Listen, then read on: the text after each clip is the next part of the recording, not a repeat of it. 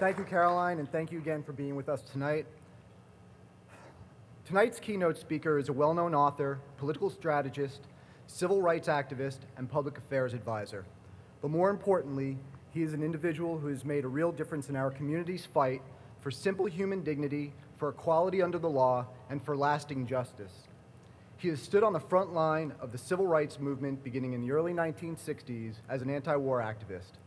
After coming out in the mid-70s, he helped found the nation's first gay and lesbian political action committee called the Municipal Elections Committee of Los Angeles, or MECLA. In the 80s, with the onslaught of AIDS, his voice was ever present, urging action where there was none from a government led by Ronald Reagan. A close friend of Bill Clinton's, he organized the 1992 campaign event in Los Angeles that is now viewed as a defining moment for the LGBT movement. At that event, before hundreds of gay people, Bill Clinton said, "I have a vision for America, and you are part of it." No major candidate for president had ever made such a sweeping statement of inclusion until then. Despite his close friendship with the president, he didn't hold back when he disagreed with decisions being made about LGBT Americans.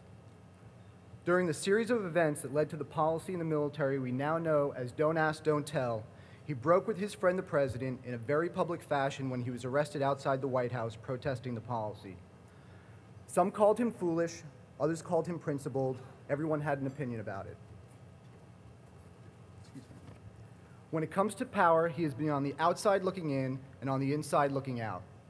He has been at that place in a civil rights movement where the question is forced and an answer must be given.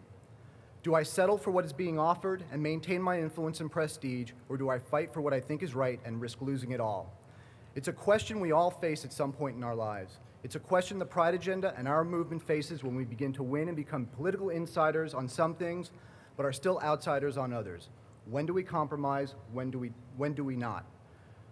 But this is his story to tell, not mine. So without further ado, I would like to introduce my friend, mentor, personal hero, ladies and gentlemen, the courageous, valiant, and heroic Mr. David Mixner.